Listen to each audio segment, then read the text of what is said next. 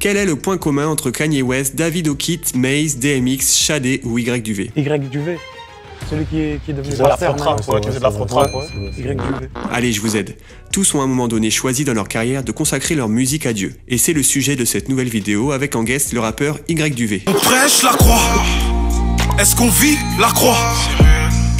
Se tourner vers Dieu de manière fulgurante est un choix qui est rarement compris par le grand public, surtout quand celui-ci a été habitué à un certain style de contenu. Posté dans le check, ça apprend de la douce.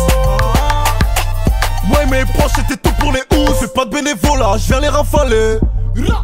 Passer d'un rap street à un rap qui parle de Jésus est souvent source de moquerie et d'incompréhension. La transition, elle a été difficile parce que dans un premier temps, quand j'ai arrêté la musique, ce que j'ai fait, c'est que du jour au lendemain, j'ai mis sur tous mes réseaux que j'arrêtais la musique, sans forcément dire le pourquoi du comment. J'ai fait 1 an et demi sans rien faire. Et c'est vraiment en février-mars 2018 que je suis revenu faire de la musique dite chrétienne. Et c'est là que vraiment les gens qui me suivaient ont plus ou moins compris ce que j'étais devenu. Donc pour les uns, j'étais devenu un fou. Et pour les autres, ils ne comprenaient pas trop comment le gars peut faire de la musique et parler de Jésus à la fois. Ça a été difficile de le gérer. J'ai vraiment pris le temps de prier pour ça avant de revenir parce que j'avais plein de doutes. Je ne savais pas si réellement c'était ce que Dieu voulait ou si c'était moi. Avec la prière, avec des gens autour de moi, j'ai compris en fait que c'était ce que j'allais faire. Tu vois. Faire du rap, c'est une chose. Faire du rap tout en proclamant sa foi en est une autre. Entre les gens qui enferment le rap dans un cliché, ceux qui ne veulent pas entendre parler de religion et ceux qui le rejettent, il faut avoir les épaules solides pour annoncer l'évangile en rappant. D'ailleurs, les artistes dans ce cas se retrouvent souvent entre deux feux. Celui des non-croyants, leur reprochant de parler de leur foi, et les croyants, leur reprochant d'œuvrer pour le diable en faisant ce genre de musique. C'est difficile pour un rappeur aujourd'hui parce qu'il est tiraillé entre ceux qui ne comprennent pas le fait d'allier la chrétienté ou du moins la religion au rap. Les gens qui me suivaient avant, tu vois, pouvaient me dire « Ouais, mais frère, refais des sons comme avant, etc. Refais du sale, en gros, tu vois. » Et moi, dans ma tête, je me disais « Mais en fait, vous êtes fous. Avant, je parlais de sexe, je parlais de drogue. J'incitais les gens, en fait, à avoir une mauvaise vie, tu vois. Et aujourd'hui, je parle de choses bonnes, j'encourage les gens, etc. Et vous me dites, en fait, non, c'est pas ça. Franchement, j'étais même frustré, limite, tu vois. Je me disais « Mais Seigneur, mais c'est quoi ça ?» Et j'ai vu qu'au travers de la parole, en fait, que la prédication de la croix est une folie, tu vois, pour ceux qui périssent. Humainement parlant, c'est impossible de comprendre, tu vois. Déjà que quelqu'un rappe Jésus, déjà, tu vois. Pour quelqu'un qui ne connaît pas tout ça, déjà, c'est bizarre. Puis c'est quelque chose, avec le temps, j'ai accepté, tu vois. Parce que j'ai compris que, entre guillemets, c'était le game, tu vois. Et franchement, grâce à la parole, grâce à Dieu, grâce à la church, aujourd'hui, je n'ai pas honte, tu vois, d'annoncer l'évangile. Et de l'autre côté, il y a certains croyants qui, pour eux, ont fait l'œuvre du diable, en fait, tu vois. Moi, déjà, je suis dans une optique où je me dis, si Dieu te l'a vraiment dit, fais-le. N'attends pas, qu'il puisse être convaincu ou autre. Fais seulement ce que le Seigneur t'a dit de faire. C'est tout ce que je me dis déjà à moi. Et c'est tout ce que je dirais à un rappeur, en fait. Fais ce que le Seigneur t'a dit de faire. Ne t'arrête pas sur les moqueries, ne t'arrête pas sur tel ou tel qui essaie de te rabaisser ou de te décourager. Focalise-toi sur ce que le Seigneur te dit. Et dans tous les cas, si Dieu t'a appelé à ça, tu verras les fruits. Moi, je les vois. Par la grâce de Dieu, je les vois. Et c'est ça qui m'aide en fait à m'accrocher, tu vois, à cette vision. Artistiquement parlant, un rappeur reste un rappeur même s'il parle de sa foi. Évoluer dans un genre musical oblige à être créatif et à se démarquer des autres. On a souvent reproché au rap dit gospel d'être ringard ou médiocre. Pourtant, ce genre regorge d'artistes talentueux et atypiques. Kanye West a par exemple formé une chorale qu'il met en avant dans certains de ses nouveaux morceaux. Y Duvé, grand spécialiste de l'afro-trap, a quant à lui testé avec talent un rap plus cloud et planant. J'ai crié, et c'est vers toi que j'ai crié, pour voir tous ces âmes sauvées, a promis de m'accompagner. Non, je dirais pas que le rap chrétien est médiocre. Loin de là. Franchement, loin de là. Faut savoir déjà que le rap, c'est la musique la plus écoutée, tu vois. Surtout par les jeunes, et elle influence beaucoup.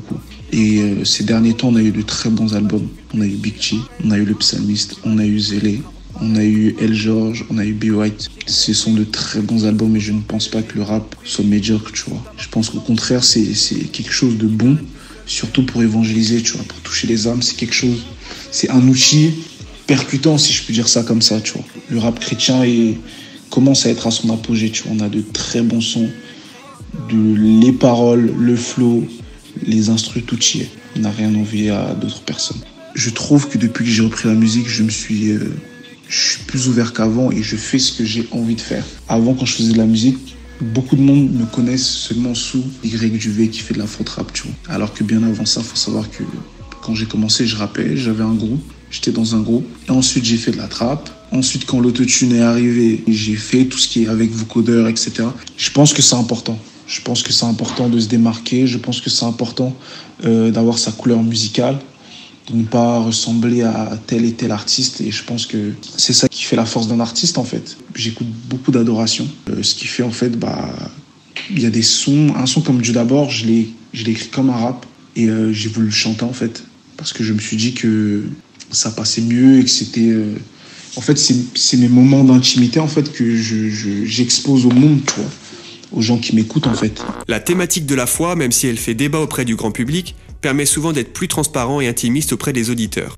Quand un Damso explore la noirceur de l'âme, un David O'Keefe, lui, propose une solution aux souffrances humaines. Si je le mets pas dans ma vie, impossible que j'avance. Aujourd'hui c'est plus moi, c'est le Saint-Esprit qui mène la danse. Au paradis c'est la fête, les ennemis sont en transe. Je fais de la musique pour les âmes et pas pour finir en temps. Deux styles qui ne s'opposent pas mais se complètent. L'un étant la réponse aux interrogations de l'autre. L'une des grandes problématiques auxquelles sont confrontés les rappeurs chrétiens, c'est le choix d'une thématique lors de l'écriture d'un texte. Évoluer dans une sphère religieuse limite souvent les propos des rappeurs à ce que l'Église pense correct, et on se retrouve avec toute une génération de rappeurs sous pression de la bien-pensance d'une communauté. Il est vrai que beaucoup de textes se ressemblent avec les mêmes mots utilisés, souvent issus du vocabulaire religieux, ce qui peut renvoyer une image plutôt lisse ou ennuyeuse.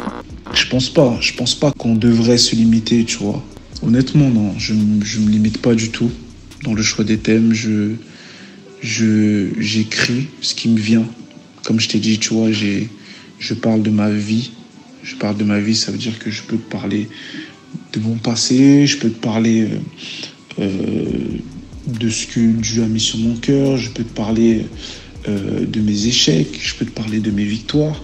Je te parle en fait de la church life, en gros, tu vois, de la vie d'un chrétien en général, tu vois. Je trouve que en fait, chaque rappeur parle de ce qu'il vit, en fait. Tu vas avoir un Rodzi qui va te parler de son témoignage, qui va te parler de son père, qui va parler de ce qu'il a envie, tu vois. Et tu vas avoir un B. White qui va te parler clairement de la parole, mais sans langue de bois, tu vois. Chacun a vraiment son empreinte.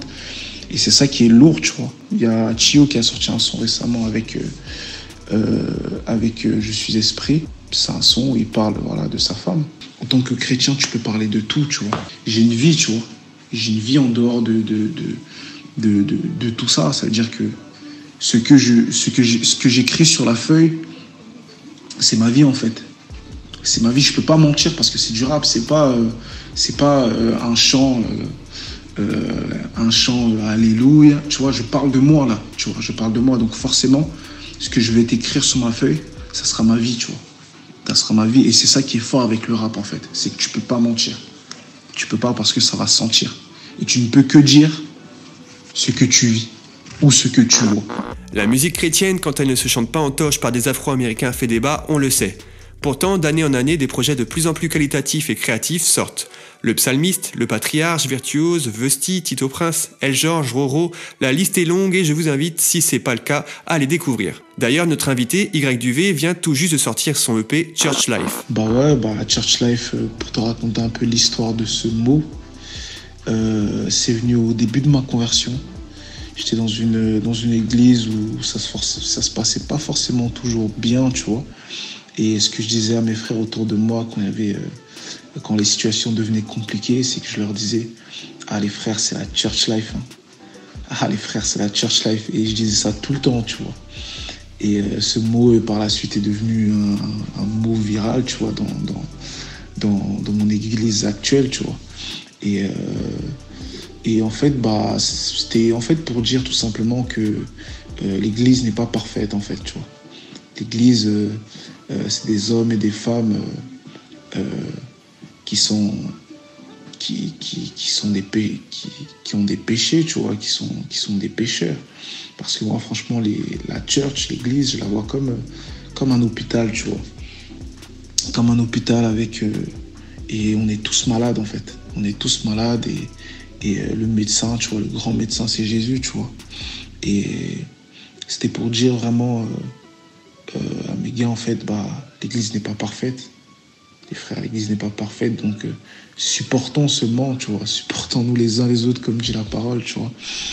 Et c'est un peu ça l'histoire de ce mot-là, et j'ai tenu vraiment à le mettre, à appeler mon premier projet comme ça, parce que c'est par ces situations compliquées, par ces épreuves, que j'ai mûri très rapidement, tu vois. Très, très rapidement. Et ça n'a été que bénéfique, tu vois. Sur le coup, je ne le voyais pas forcément. Mais aujourd'hui, je remercie le Seigneur vraiment de m'avoir fait passer par là, tu vois.